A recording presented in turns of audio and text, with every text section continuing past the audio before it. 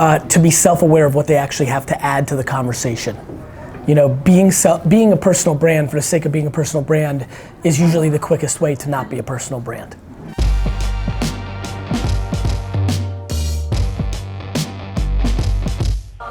We have quite a time limit. Okay. So we'll jump right in, yeah? Please. Okay, I'm just gonna record it, that's all right? No worries.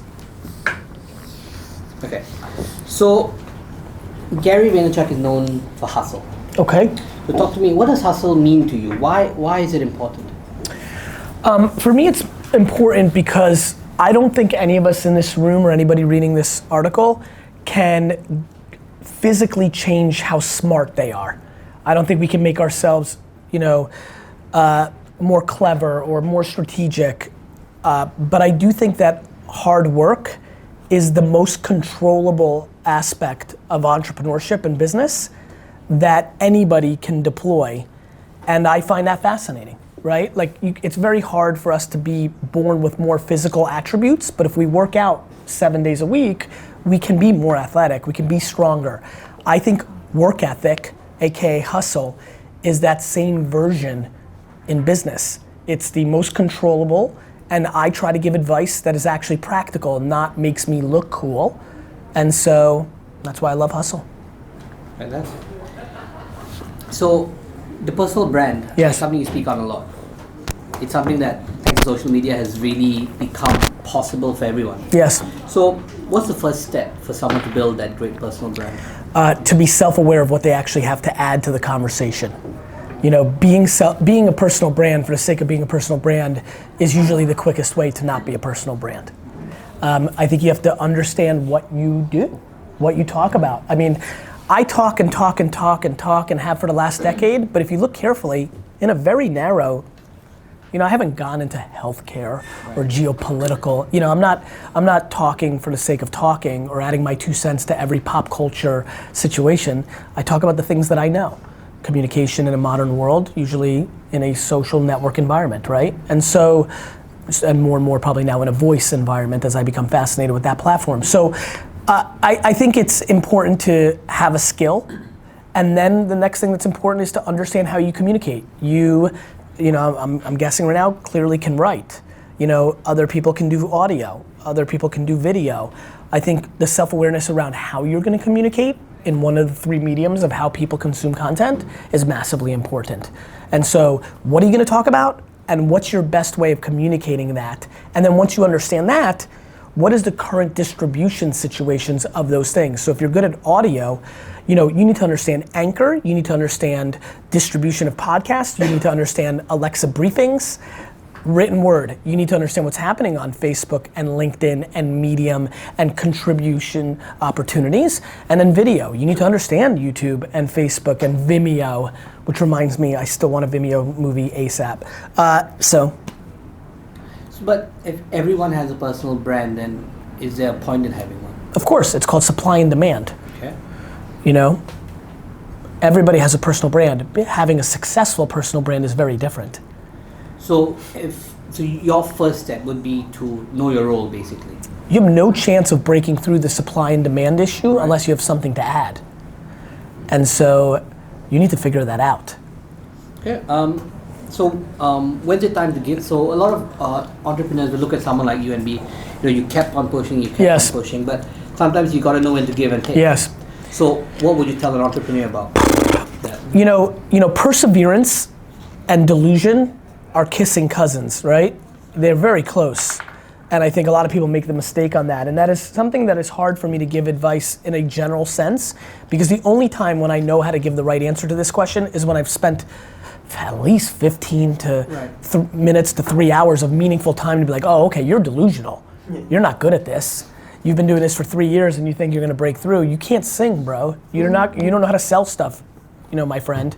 So I don't think this is the easiest question to answer in general terms, but I do structure it as saying perseverance and delusion are more similar than people realize, which with the hope that somebody reads this says, wait a minute, am I delusional? Or am I just a couple years away from breaking through? That's the real answer to your question. So it's just use your gut. I think gut is scary because if you don't have good self-awareness, your gut's gonna tell you to do it, but AKA you're delusional. I think use people around you, use historical success, and then I would add one last thing. I would argue I'd rather somebody continue to persevere around something they love doing. Like if you love making ice cream sundaes and you wanna become the #1 expert of ice cream sundaes with the hope of opening ice cream sundae stores, I weirdly would rather you not all the way make it, kind of live paycheck to paycheck, but be so happy, than go and do law, be miserable, and make a little bit more money that allows you to take a vacation or have a fancy car. So it's a complex question, right? I understand exactly what you mean. I was 16, all I wanted to do was play video games and write. So I write to the newspaper at a cold email and say, hire me, I'll work for free. Right, and to me, now I'm getting to know you, I'm like, hey bro, have you thought about really getting focused on writing about esports? Because I think that's gonna be a big space for the next 20 years. So like, these are the questions. And to me, you making $87,000 a year writing about esports is more attractive than making $210 as a consultant in the way that I view life. Some can argue to me that they are so insecure that they need a Rolex and a BMW, and that's what scratches the itch for them. And I'm okay with that. I would just argue that if they tasted what it felt like to make 87, writing about esports and maybe living in a renting apartment instead of owning a bigger home, I mean, this is advice I take for myself. There's a million things I could be doing. I could own a townhouse in New York City. I could have a home in Dubai and Singapore and London if I was willing to do things that made me more cash. But I love doing what I'm doing. Obviously for me it worked out because I could have a little bit of both, but there's a million different versions of that.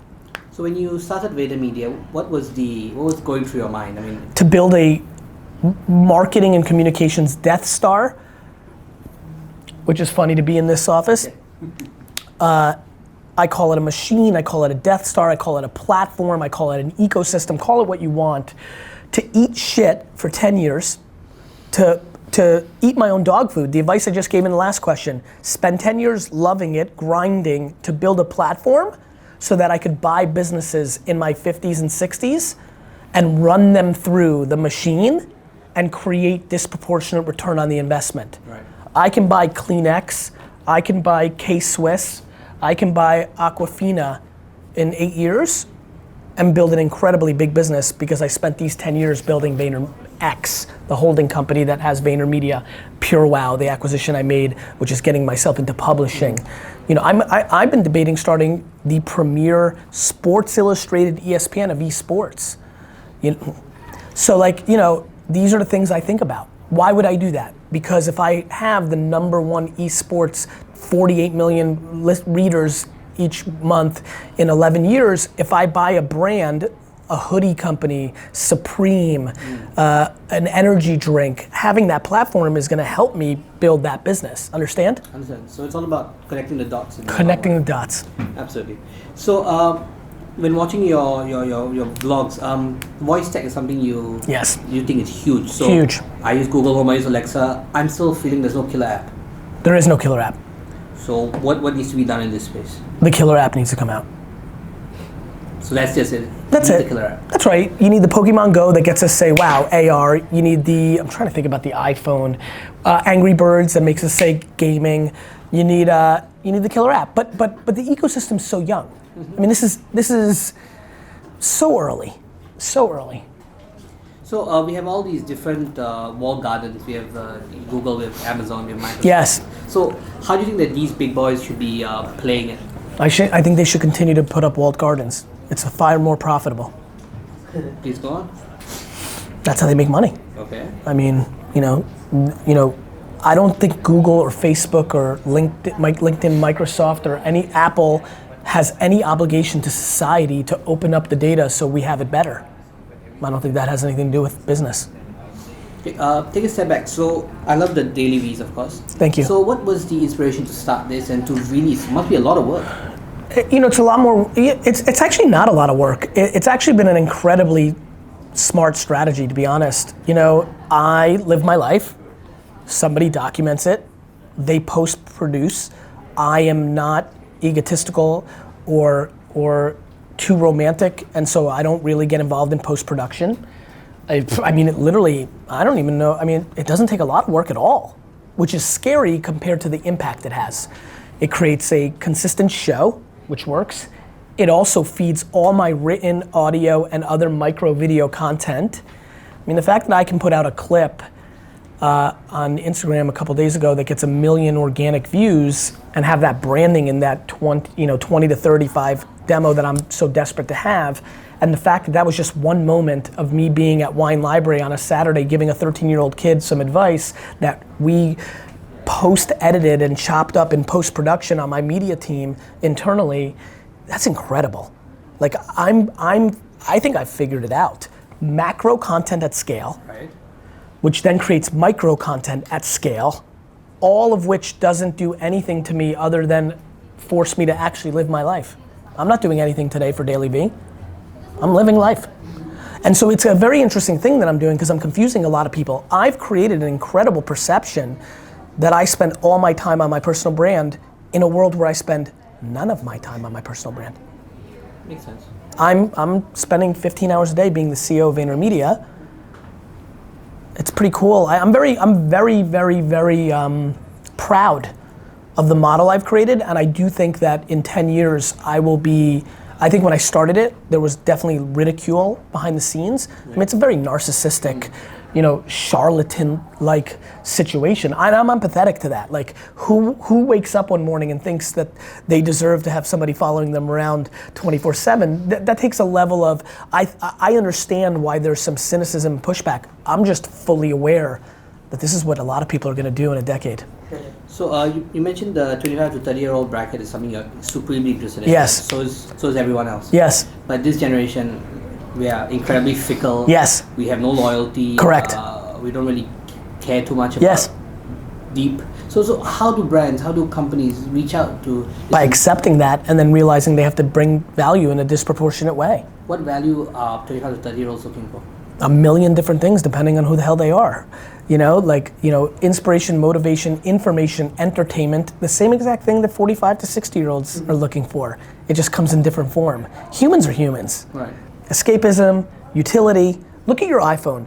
Right. I ask everybody who's reading this article to take the front screen of their telephone and look at it. Right now, the apps on the front screen of your telephone are the biggest indication to what you give a shit about in the world. Let me save you some time and tell you what's on the front screen of your telephone. Communication, utility, and entertainment. The way humans work. So you have to be good at those things. Why does Venmo work? It's a utility that brings people value and saves them time, just like Uber, right? Why does Spotify and YouTube work? Because it's entertainment. It's called music and television and film. Why does Snapchat and Instagram and Facebook and Twitter work? It's called communication. We need to communicate. We have to scratch the chat itch. I'm very, very old school. I just understand how to interpret in new school. So what's on the home screen of Gary Vaynerchuk's phone? So Gary Vaynerchuk's home screen is like every single other person's. It's disproportionately social because I'm a media creator. Right. And then it's utility, right? So Resy, an app that I'm involved in, which is a restaurant app, right? Travel, weather, like everybody else. And then Spotify and YouTube. I mean, just like Slack. I mean, the same as everybody's. I have less entertainment. There's no game, right? I don't watch YouTube. I distribute content. Right. But it's really no different. It's the quickest tell. I know about somebody in 4 seconds if I look at their home screen. It's incredible. I'll ask you to look at mine later. Hopefully I will. Give me some great advice. You got it. So, two social platforms that really intrigue me that you have mastered. Okay. Instagram, what is the secret to a great Instagram video? Because Instagram, short, snappy, people don't have a long attention span. So what's the recipe for a great Instagram video? My belief today, something that is a snapshot of what's actually going on in your stomach. And I say that, you can use the word stomach, you can use brain, you can use heart. For example, I am actually unbelievably motivated and grateful.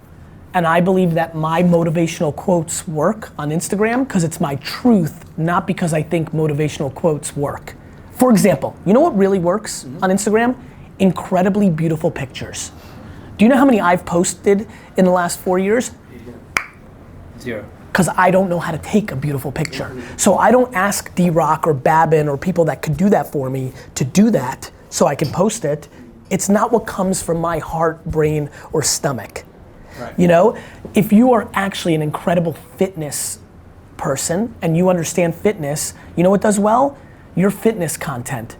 Now, the fact that you're attractive and you understand lighting and angles helps, but there are tons of, I mean, it's unbelievable. When I go through my feed or explore or look at people engaging with me, I'll see somebody DM me and I'll say, oh, that person's good looking, girl or boy? And I'll be like, I wonder how many followers they have. And the amount of times I click and they have 450 or 6,000, I'm like, this makes no sense. Supply and demand, but also, does it come from their soul? And so I think anything can work on Instagram. Humor, you know, beautiful images, quotes, micro clips that are insightful. It's very cliche, but I genuinely think at this point, because of the maturity of the platform, the only thing that's breaking through is truth. Fantastic. That's a very good headline, I think. I think so. Very impactful, makes me seem like I know what I'm talking about. Another one, so it's LinkedIn. LinkedIn. So not many, so people get confused as hell over LinkedIn. Like, I love LinkedIn. Like, my friends call it my version of Tinder. Because I'm like, ooh, which famous person do I know? I love it. So, you've obviously figured out LinkedIn as Yes. well. So talk to me, how does one maximize LinkedIn? What is its purpose? LinkedIn's real good for me because I'm a businessman. It's a business environment. And so I think LinkedIn's an incredibly interesting place for deeper, longer form content around business. And so that's, you know, Colin on my team, a writer, and Sid on my team, you know, what I would call a distributor and an architect of our content. They've spent a lot of time on it, and I give them a big head nod for my success on LinkedIn. I mean, that's a natural place for me, right? To me, that's a home run environment because I have a lot of business content in my head. As you're interviewing me for this, you can see how natural it comes to me. Mm-hmm. It's my ethos. I don't have to think twice. I can talk about business literally 24 hours a day until the day I die and will not run out of content because it's my truest self. It's all I've ever thought about, literally since the time I was 5 years old. It's why I was such a bad student. I couldn't turn off my head from thinking about selling and buying and trading and understanding why people buy stuff. I mean, why were kids interested in Garbage Pail Kids in 1986? That's not what third graders do. They're just interested in Garbage Pail Kids. I was interested in why. So long form content. Okay. Because when you're in LinkedIn and you're in your Tinder moment of business, you're in that mindset. You're in your ambitious, you're in your what you do for a living, you're in your business mindset. Right. You're in a very different mindset when you're on Instagram. And so what I think I'm doing very well, that is very subtle, is I create content for the mindset and the psychographic nature of what's happening in there, not the demographic nature. And let me expand on that. All of us in this room are the same fucking person. We're us. But when we go into 6 different apps, our brain's chemicals are different. Mm-hmm.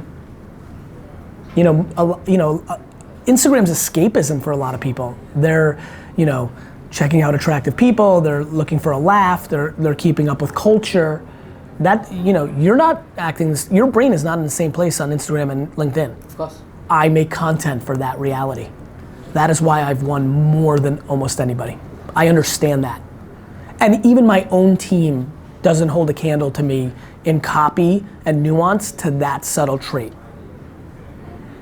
So Twitter's not very big here. Okay.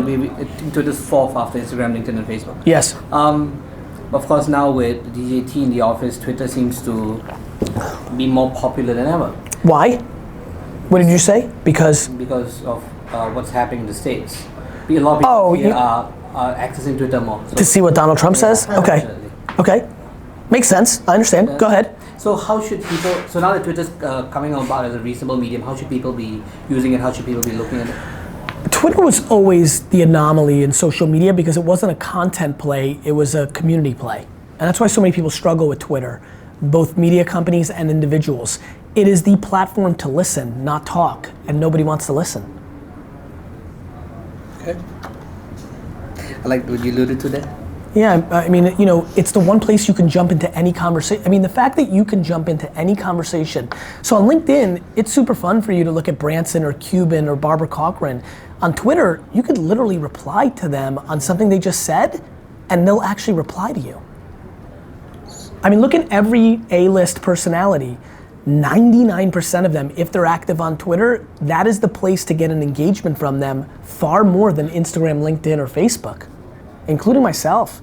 The way to get me to reply and see what you're up to is far more likely to happen on Twitter because it is built for communication, not for distribution of content. Right. And that's why it's failed so many, because everybody just wants to put out content, have people consume it, impact them for what they have selfishly behind that content, and move on. Right. But for somebody that's a quote unquote nobody, Twitter's the place to go. You start by listening and talking. It's what I did. I was a nobody in 2007 on Twitter. What did I do?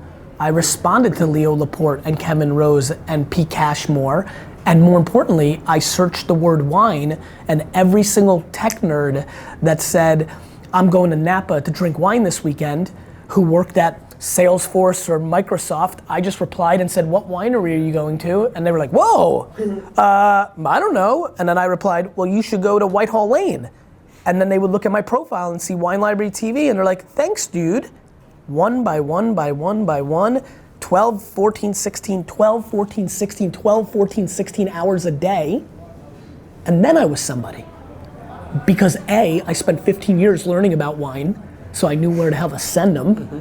And B, because I fucking bled out of my eyeballs for 15 hours a day and put in the work. Fantastic. And no platform can do that for you like Twitter, because you don't need to be great at creating content to be noticed. You just have to be good at replying to information around your expertise. But most people don't have the humility when they're an expert cake maker to spend 3 hours a day replying to people talking about cake on Twitter because they're fancy. And that I can even deal with because you're an expert cake maker. What really pisses me off is aspiring kids who want to be somebody think their time's so valuable that they can't put in 4 fucking hours replying to people on Twitter. Fantastic. I'm inspired. Okay, oh dear, we don't have much time. Okay, last one. So, thoughts on the influencer movement. It's big. I mean, I work a lot with brands, so now every time I speak to a Unilever, P&G, oh, how can we engage influencers? KOLs. What's a KOL? Key opinion leaders. Oh, is that what they call it? That's the Asian kind, that's China, mainly to your point. That's China's terminology that I think is bleeding into Southeast Asia terminology. But anyway, influencers, KOLs, go ahead. So, what do brands need to understand about influencers? Give them their brand, okay, and get the hell out of the way. And as long as they're not doing something egregious, approve the content. They know their audience way better than the brand does. So if they want to take the bottle of water and put it on their head and do this, that's going to work for their audience because that influencer knows that. And no brand manager should be like, no, our brand never goes on a human's head. If that's the case, then run print ads and get out of influencer marketing. So influencer marketing is brand new. It's how do brands judge? Influencer marketing is not brand new. Okay. Influencer marketing has been around since John Wayne was putting cigarettes in his mouth for Lucky Strike, right? It's endorsement. What's new is the long tail of endorsement and the gross underpricing nature. Beyonce is overpriced. Schmeyonce is underpriced. Okay. And scale. 40, 400, 4,000 influencers for one brand versus one celebrity endorsement, George Clooney, right? Right. That's new, and that's something they don't understand yet, but it is absolutely underpriced and has always been underpriced. But how do brands know what to look for in an influencer? Run analytics. Okay. Look at their audience segmentation, understand their distribution, make a qualitative and quantitative decision like they do with anything else that distributes information. So right now brands are not getting it right. It's not that brands are not getting it right, it's that agency partners are not positioning it right to brands to figure out how to use it. Right. Because it's awfully difficult to make money in influencer marketing the way that media companies want to make money. Okay, well, now we do have one more time. So I'm just gonna, this is for me personally, I'm probably not gonna No write worries. this. So I started off in print. Print's been my life. I still hold it up above many things. But is my industry dying? Is it, what's gonna happen? If you think your industry is that paper and print on that paper is the holy grail, sure. Right. If you think your industry is communicating through the written word, it's never been a better time. But monetization is harder than it's ever been For the big guys, yeah. sure, as it should be. You know why? You can write directly on Medium. True. Distribution has been commoditized. Okay. When distribution's commoditized, the creators have the leverage. The IP has the leverage.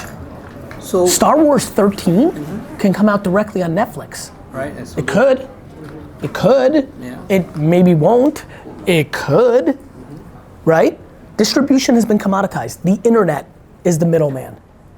So for a writer looking to make his first step, your advice is content 12, 14, 16. You should write everywhere. everywhere as often as possible. You're one article away from your career changing. Okay. Interview is done. Thank you so much for your time, Mr. Gary. Such a pleasure.